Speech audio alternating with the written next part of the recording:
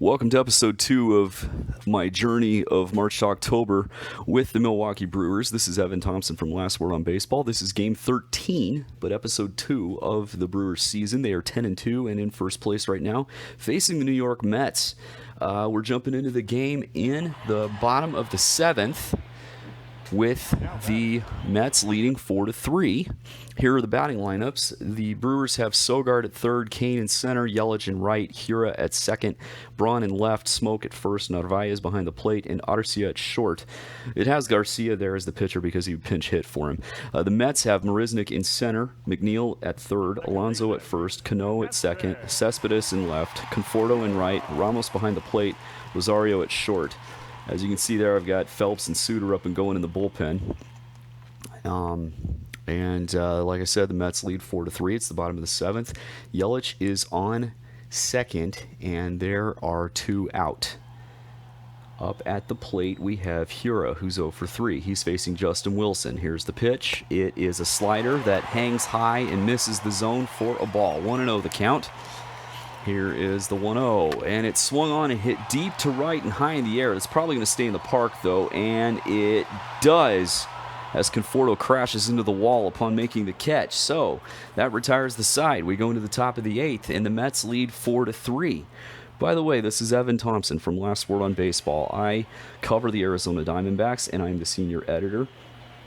And like I said in episode 1, Brewers are a team I always hope does well because number 1, manager Craig Counsell, love the guy. Number 2, some dear people to me are from Wisconsin. And number 3, the Brewers fans are incredible. I have dealt with Brewers fans since I was a kid. They come to Arizona every year for spring training, and they are just phenomenal. Suter, back to the game. Suter starts off with a backdoor breaking ball for a strike against Pete Alonso. And then the second pitch is a changeup that Alonso whiffs. No balls, 2 strikes. Here's the pitch. He struck him out looking at a beautiful curveball that locked him up. 1 gone. That brings up Robinson Cano, the the veteran second baseman. And the first pitch is swung on and missed for a strike. 0-1. Here is the pitch. Bounced foul behind the plate. No balls, 2 strikes. And here's the 0-2. He struck him out swinging. That'll bring up Yoenis Cespedes, the left fielder. He's 0 for 1 on the day. He was both hit by a pitch and walked. That must have been fun to see. Here's the first pitch from Suter. It is in there for a strike. Man, he's throwing strikes. Just nailing the zone. No, 0-1 the count. Here's the pitch. In there. Strike 2 called over the outside corner. No balls, 2 strikes. And here is the pitch. Missed away with a changeup. 1 ball, 2 strikes. The pitch. High fly to center.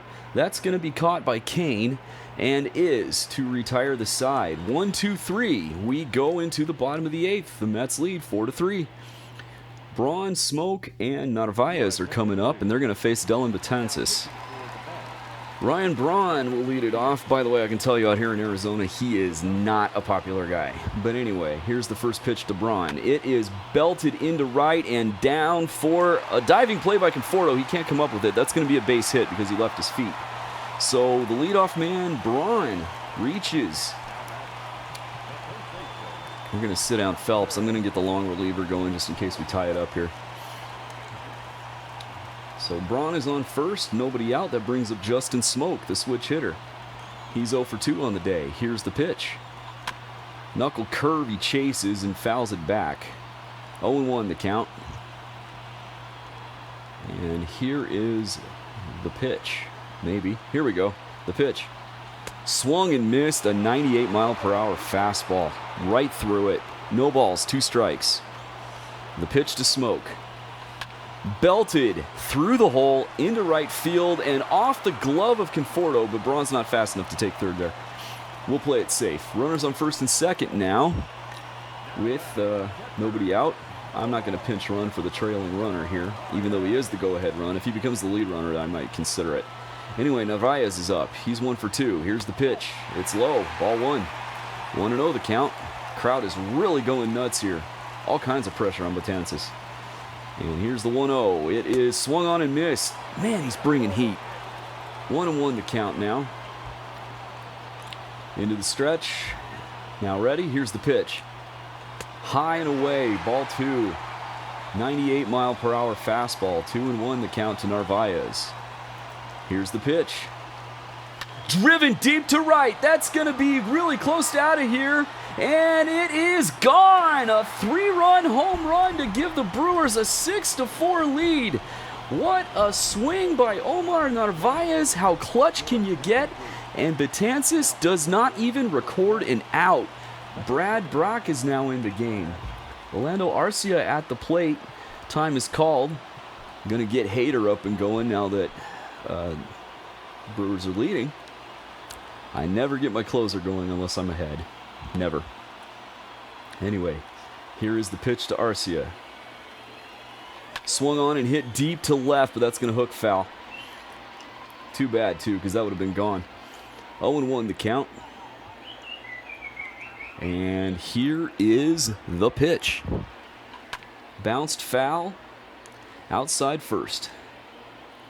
By the way, thank you for joining me here, and I can look around and see the alignment there. Thank you for joining me here. I know I'm not Bob Uecker.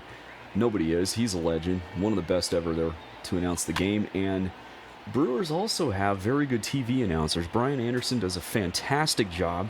Bill Schroeder is a great color commentator. And even your fill-in guy when BA is out of town for nationally broadcast games, Matt Lepay does a really good job. And last year while they were at Chase Field, as the pitch misses away for 1 ball and 2 strikes, the next pitch misses high to make it 2-2. Last year when the Brewers were in town, I got to meet Matt Lepay and Bill Schroeder, and they were as nice a guy. Both of them were very nice guys, as nice as you can imagine, as Arcia swings and misses for strike 3. 1 gone. The pitcher spot is coming up, and with Brock being a righty, I'm going to go ahead and use Holt here. Might even double switch. I'm not sure. We'll see. But anyway, yeah, Matt Lepay and Bill Schroeder are outstanding guys. They were really, really nice, really gracious. I love talking with them. They're in the dining room of the press box at Chase Field. Anyway, here's the pitch to Holt. And it is, he swings the first pitch and bounces it straight to the first baseman, Alonso, who steps on the bag for an easy second out. That'll bring up Eric Sogard, who, by the way, went to school out here in Arizona. He went to ASU. And here is the first pitch to Sogard. Swung on and hit into left for a base hit. Little flare just past the glove of Rosario. So Sogard is aboard now with 2 gone in the bottom of the 8th. That brings up Lorenzo Cain, who's wearing the 0 for 4 collar. Hopefully he can get a hit here and get 1 for 5. The first pitch is a slider that breaks over the inner part of the plate there. The front door slider is in for a strike. 0-1 the count. Here's the pitch. Times it well and hits the breaking ball deep to left. That is gone. A home run for Cain, who breaks the 0 for 4 spell, makes it 1 for 5 with a home run and 2 RBI. Nice line drive there by Cain. Got out of here in a hurry. 107.1 mile per hour exit velocity. 368-foot line drive to make it 8-4. I'm not going to sit Hader down, though. I'm not going to manage to a stat. I'm just going to bring him in to get the game over with so we can go home. Here's Yelich, and he hits a liner to right field. Diving stop made by Cano. Throw to first is not in time. Great effort by Cano there to try and keep Yelich from getting a single, but Yelich makes it to first safely. That brings up Keston Hiura, who is 0 for 4. Here's the pitch. Yelich takes off. The throw to second is not in time. Stolen base for Yelich, number 4 on the year. Runner now in scoring position for Hiura. The pitch was in there for a strike, by the way. Here's the 0-1. Swung on, and he's just early. Fouls it off to the third base side. No balls, 2 strikes. And here is the pitch. Bounced foul once again. He's out in front of that. Slider was really low, but it looked like it was going to be in the zone. A good pitch there by Brock. Another 0-2. Here's the pitch. Did not go around. I don't think so. Whatever. Okay. Going to the top of the 9th. 8-4 Brewers. There is no way he swung at that. Oh well. But you know what? It's time for Josh Hader. Here he comes. And I love using him in games, by the way. In my Diamond Dynasty squad, I got Hader, and he's just been awesome. The first pitch to Conforto is a fastball in there for a strike. 94 with the first pitch of the game. 0-1 to count. Here's the pitch. Oh! Don't know what was wrong with that one. Must have been high. 1-1 to count. Here's the pitch. Fouled into the stands. 96 mile per hour fastball. 1-2. Here's the pitch. Watches the slider go right by him for strike 3. He looked so overmatched there. 1 gone for Wilson Ramos. Here's the first pitch. A backdoor slider that he is not even close to. 0-1 to count. Here's the pitch. Strike 2. A slider right over the inner half of the plate. No balls. 2 strikes. The pitch. Outside for a ball. 1 ball, 2 strikes. The pitch.